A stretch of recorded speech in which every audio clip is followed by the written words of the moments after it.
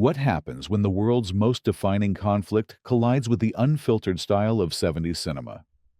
You get war stories that look less like history lessons and more like cinematic punches. These aren't just movies about uniforms and strategy.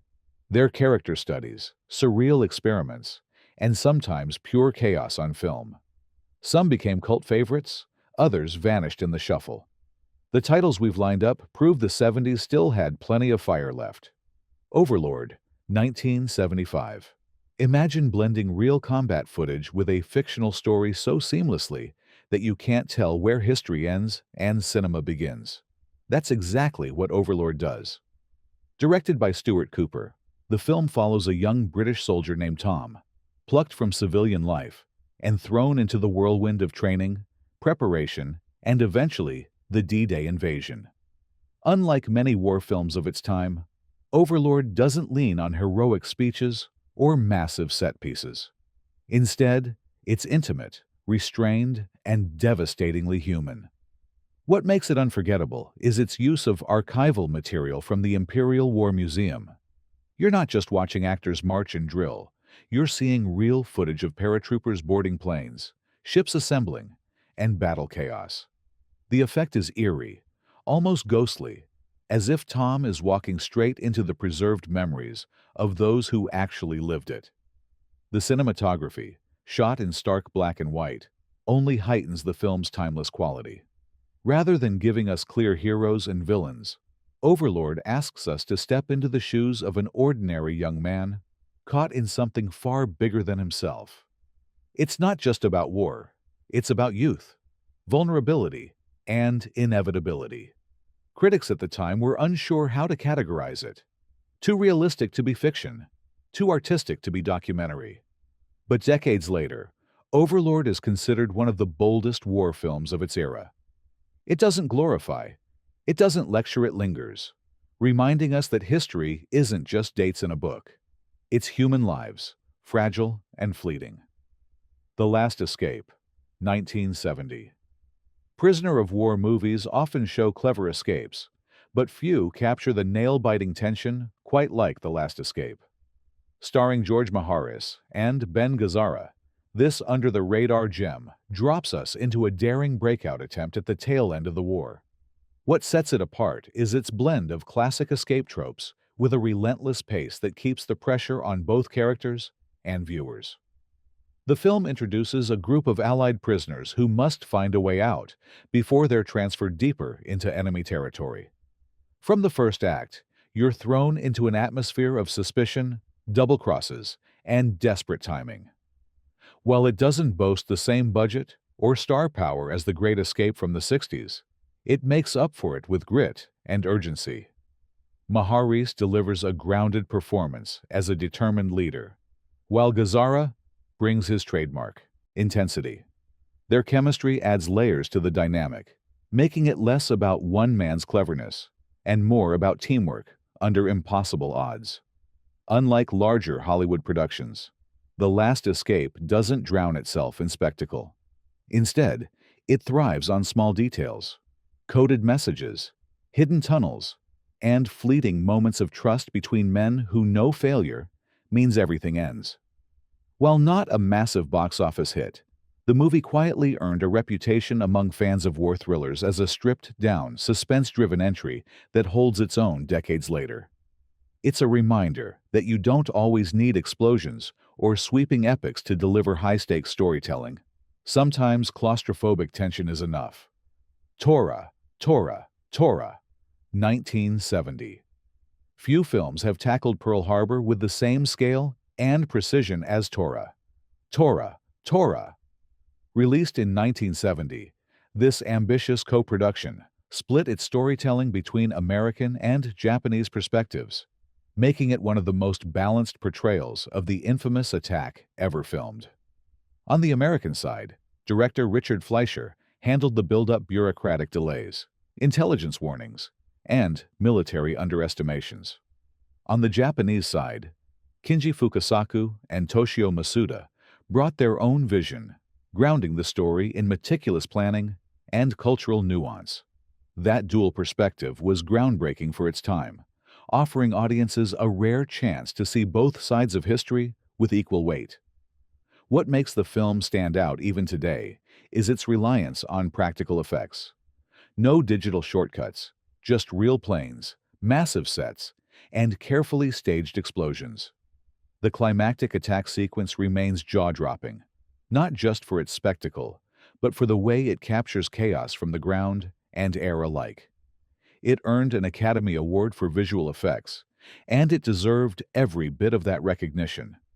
Critics at release were mixed, some calling it too clinical, others praising its authenticity. Over the decades, though, its reputation has only grown. Unlike later dramatizations that leaned on melodrama, Torah, Torah, Torah sticks to the facts, showing how a cascade of miscalculations led to one of history's most shocking moments. For anyone seeking a war film that balances history with cinematic craft, this remains essential viewing. Battle of Sutjeska, 1973. Epic, ambitious, and brimming with local authenticity, Battle of Sutjeska is Yugoslav cinema at its most powerful. This film dramatizes the historic 1943 battle where partisans, led by Josip Broz Tito, faced overwhelming forces, yet refused to break. With Richard Burton stepping into the role of Tito, the movie gained international attention, blending Hollywood star power with Yugoslav storytelling. The production itself was massive. Thousands of extras were used to recreate the scale of the battle, and the rugged Balkan terrain gave the film a visceral sense of place that studio backlots could never match. This wasn't just a movie, it was a national statement, showing the resilience of Yugoslav fighters against impossible odds. Burton's performance as Tito is fascinating. While he sometimes struggled with the accent, his charisma carried the role. You can sense his commitment to portraying Tito not just as a leader, but as a symbol of defiance. The supporting cast, largely local, adds authenticity, grounding the spectacle in lived experience. Western critics often dismissed it as propaganda, but they couldn't ignore the scale and sincerity of the production. For audiences in Yugoslavia and Eastern Europe, Battle of Sutjeska was more than entertainment. It was part of their cultural identity. While not as internationally celebrated as Patton or A Bridge Too Far, this film deserves recognition for its sheer scope and emotional power. It's a reminder that World War II stories didn't just belong to Hollywood. Sometimes, the most striking war epics came from the very landscapes where those battles were fought. The Eagle Has Landed, 1976. What if German commandos tried to kidnap Winston Churchill during the war? That's the audacious premise behind The Eagle Has Landed. Directed by John Sturges, the man behind The Great Escape, this thriller stars Michael Caine and Robert Duvall, leading a mission that sounds outrageous, but plays out with surprising tension. From the start, the film sets itself apart by giving the spotlight to the so-called enemy. Caine's character isn't painted as a caricature, but as a professional soldier caught in a dangerous assignment. Donald Sutherland adds unpredictable energy as a quirky Irish operative, while Jenny Agutter brings warmth in a subplot that softens the sharp edges. The first half builds slowly, focusing on planning and infiltration. But once the mission kicks into gear, the film delivers sharp bursts of suspense and action. The rural English setting becomes a chessboard where every move counts, and every misstep could unravel everything. Behind the scenes, Sturges was reportedly disengaged, admitting he was more interested in hobbies than filmmaking at that point. But even with that, the movie turned out to be a tight, engaging thriller that audiences embraced. It became one of the decade's surprise hits, proving that a high-concept, what-if story could still capture imaginations. The Eagle Has Landed may not carry the historical weight of some of its peers, but it's entertaining, clever, and far better crafted than it had any right to be. In the crowded landscape of 70s war films, this one still soars. Raid on Rommel, 1971. If you've ever wanted to see Richard Burton in desert gear leading a sabotage mission, Raid on Rommel scratches that itch. It's one of those lean, straightforward adventure films that doesn't try to reinvent the wheel, but still manages to keep you hooked. Burton plays an officer leading a disguised commando unit tasked with crippling supply lines in North Africa. The production reused a surprising amount of stock footage from earlier war films, particularly Tobruk. On paper, that sounds like a shortcut, and, in some ways, it is. But the clever editing and fresh narrative managed to tie it all together, creating something that feels larger in scale than the budget actually allowed. What makes it fun isn't just the mission itself, but the way the film embraces its old-school energy. You get tense desert crossings, surprise ambushes, and a ticking clock finale that leans hard into spectacle. Burton, even in a role that critics sometimes called phoned in, still commands the screen. His gruff presence gives the movie more weight than it might have had with a lesser actor. It's not as polished or layered as some of the decade's bigger hits, but there's a charm in its rough edges. For fans of Saturday matinee war flicks, Raid on Rommel delivers that no-nonsense mix of action and atmosphere. It's not trying to be Patton. It's trying to entertain, and in that mission, it succeeds. Murphy's War, 1971. Peter O'Toole battling a stranded submarine might sound like a strange premise, but that's what makes Murphy's War unforgettable. Directed by Peter Yates, the movie centers on Murphy, an Irish mechanic who survives the sinking of his ship and finds himself driven by a single-minded obsession to strike back against the submarine crew that caused it. Unlike many war films that zoom out to show armies and generals, this story stays tight on one man's determination. O'Toole gives Murphy a restless, unpredictable energy. You're never quite sure if you're watching bravery or madness unfold. His mission is less about strategy and more about raw, personal resolve. The cinematography amplifies this isolation beautifully. Vast shots of jungle, river, and sky make Murphy's fight feel both epic and hopeless at the same time. The supporting cast, including Philippe Noiret and Sian Phillips, provide grounding performances that counterbalance O'Toole's feverish drive. Critics were divided. Some saw it as a gritty character study, while others thought it veered too far into obsession. But there's no denying its originality. Murphy's War doesn't follow the usual beats of a war picture. Instead, it asks, what happens when the war becomes one man's personal vendetta? The result is a haunting, atmospheric tale that lingers long after the credits roll. Slaughterhouse-Five, 1972. Only in the 70s could a World War II movie also be a surreal sci-fi meditation on fate. That's Slaughterhouse-Five, George Roy Hill's ambitious adaptation of Kurt Vonnegut's groundbreaking novel.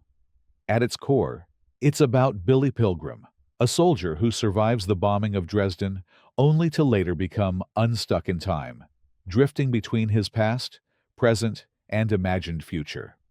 The Dresden bombing sequences are horrifying in their starkness. Instead of over-the-top spectacle, the film uses restrained, haunting visuals to convey the devastation. But that's only one layer. The story keeps spiraling into Billy's life, before and after, showing how trauma warps perception. Then it jumps to his supposed encounters with aliens, giving the whole film a dreamlike, disorienting quality. Michael Sachs, in his only major role, plays Billy with a detached sadness that feels almost hypnotic. Supporting actors like Valerie Perrine and Ron Liebman help anchor the shifting narrative. But it's Hill's direction that keeps this ambitious structure from collapsing. The movie baffled some audiences on release. Was it a war drama, a fantasy, or both? But over time, it's been celebrated as a bold experiment that captured the essence of Vonnegut's vision better than anyone thought possible. Slaughterhouse-Five isn't just a war film. It's a reminder that conflict doesn't end when the shooting stops. It echoes in memory, trauma, and imagination. Few films from the era dared to be this strange and this profound at the same time. The Man in the Glass Booth, 1975. Not every World War II film from the 70s relied on battlefields. Some went straight into the courtroom, and The Man in the Glass Booth is one of the most gripping examples. Adapted from Robert Shaw's play and directed by Arthur Hiller, it stars Maximilian Schell in a powerhouse role that earned him an Academy Award nomination.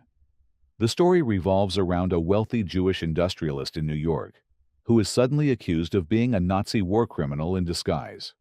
He's arrested and put on trial, where his identity and past are dissected in excruciating detail. The brilliance of the film lies in its ambiguity. You're never entirely sure what's real and what's performance until the very end. Schell is magnetic. His courtroom monologues shift from rage to wit to despair in a way that keeps you riveted. Every word feels like it could tip the scales. The movie doesn't rely on action sequences, but on psychological tension, and it works because the writing and acting are that strong. Some critics found it too theatrical, reflecting its stage origins, but others hailed it as a daring exploration of guilt, identity, and justice in the shadow of war. It may not have mass-market appeal, but as a chamber piece about the lingering scars of the Second World War, it's unmatched. For viewers who like their war stories layered with philosophy and moral puzzles, The Man in the Glass Booth is essential viewing. The Odessa File, 1974. Not all war stories end when the fighting stops, and The Odessa File proves it. Based on Frederick Forsyth's best-selling novel, this thriller dives into the shadowy world of former Nazi officers who've slipped into new identities after the war. John Voight plays Peter Miller, a German journalist who stumbles upon a diary that pulls him into a dangerous hunt for the secretive network known as Odessa. What makes the film so engaging is its mix of investigative suspense and post-war reckoning. Instead of focusing on the battlefield, it explores the lingering reach of ideology and the question of accountability decades later. Miller's journey takes him through a maze of cover-ups, conspiracies, and chilling encounters with men determined to bury the past at any cost. Directed by Ronald Neame, the film balances its thriller mechanics with sharp atmosphere. Hamburg's gray streets, shadowy offices, and tense confrontations create a mood that feels both contemporary and haunted by the war's shadow.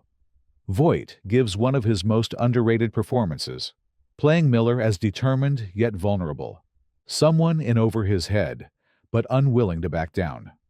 Upon release, critics praise the film's tense pacing and willingness to tackle uncomfortable questions.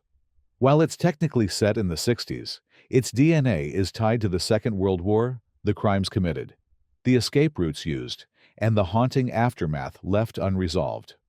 For audiences today, The Odessa File remains a sharp reminder that the echoes of the war didn't fade with the 40s.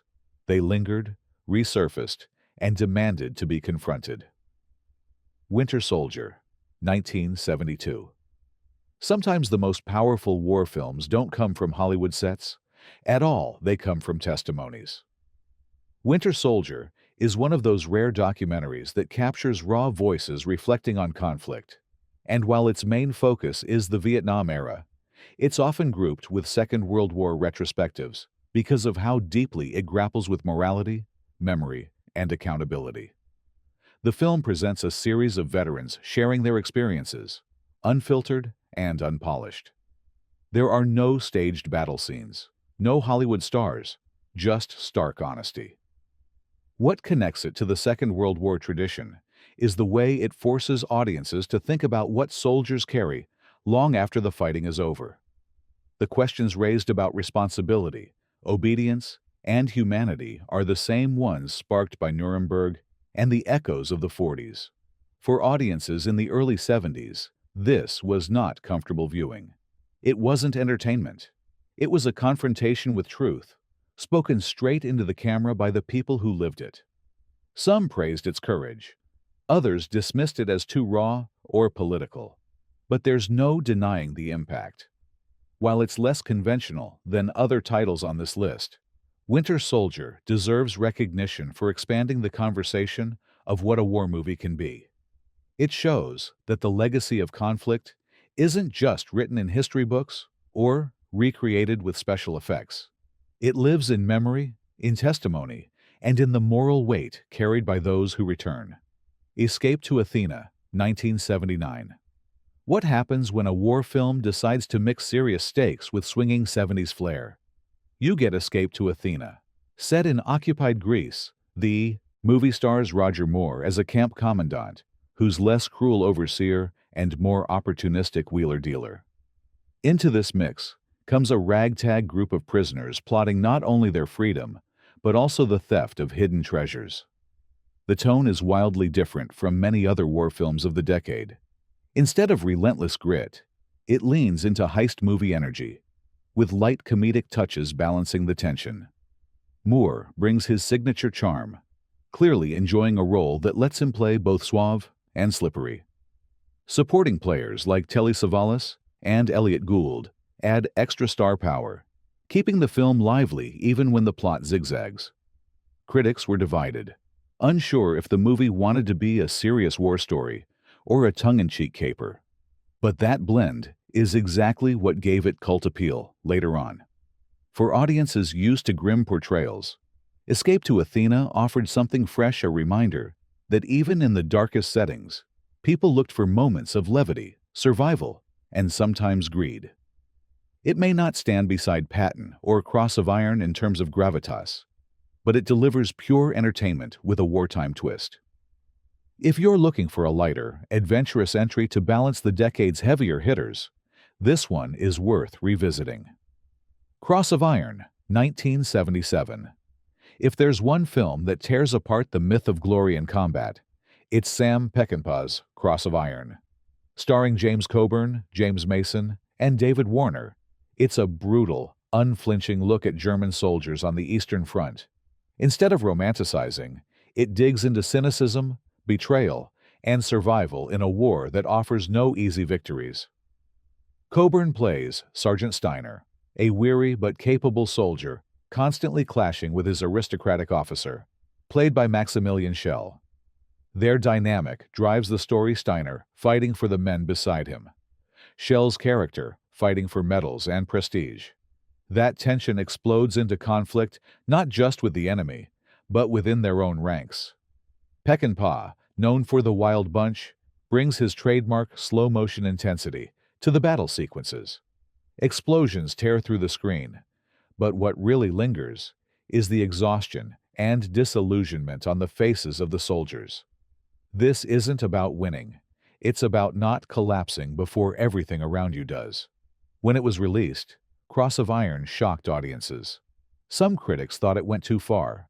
Others hailed it as one of the most honest depictions of war ever filmed. Even legendary director Orson Welles reportedly called it the best war film since All Quiet on the Western Front. For anyone who thinks war cinema should strip away illusions and get to the raw truth, Cross of Iron remains essential. It's not comfortable, but that's exactly the point. A Bridge Too Far, 1977. Sometimes war isn't about glorious victories. It's about ambitious plans that collapse under their own weight.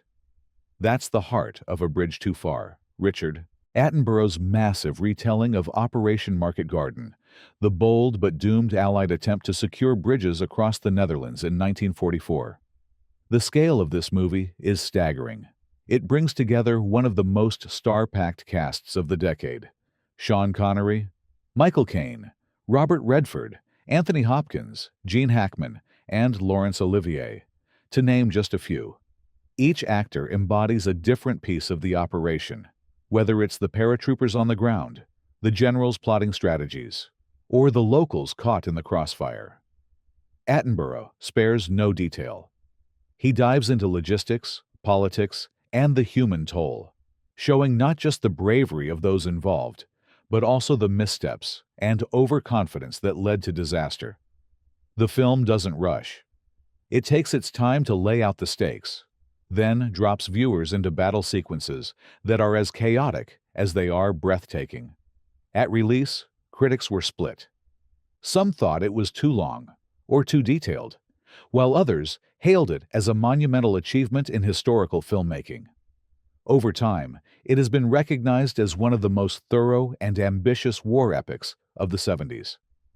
A bridge too far doesn't hand audiences a tidy victory.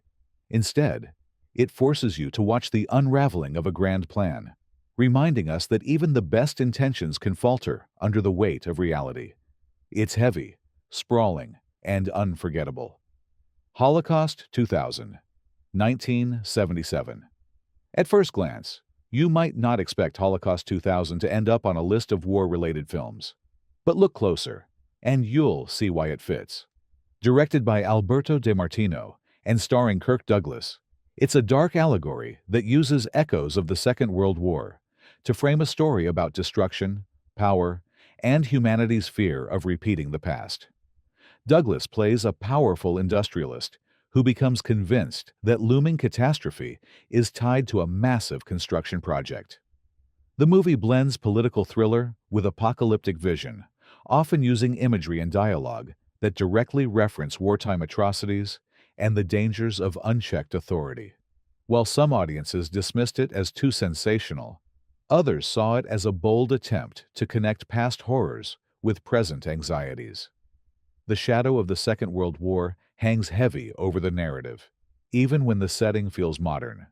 That's what makes it an unusual but fascinating addition here. It shows how the war's legacy shaped not only straightforward battle films, but also the paranoia-driven thrillers of the 70s. Kirk Douglas, always magnetic, anchors the story with intensity. His performance keeps the more extravagant elements grounded, reminding viewers that beneath the spectacle lies a very real warning. History has a way of echoing, sometimes when we least expect it. It may not be the most traditional entry on this list, but Holocaust 2000 proves that the specter of World War II was everywhere in 70s cinema, even in the strangest corners. And that wraps it up: 15 World War II films from the 70s that prove the decade never ran out of stories to tell. From surreal journeys, like Slaughterhouse-Five, to the raw grit of Cross of Iron, these movies show how filmmakers kept reinventing history on screen. Which of these is your favorite, and which deserves more recognition? Let us know in the comments. Subscribe for more deep dives, and remember, history lives on through the stories we keep watching.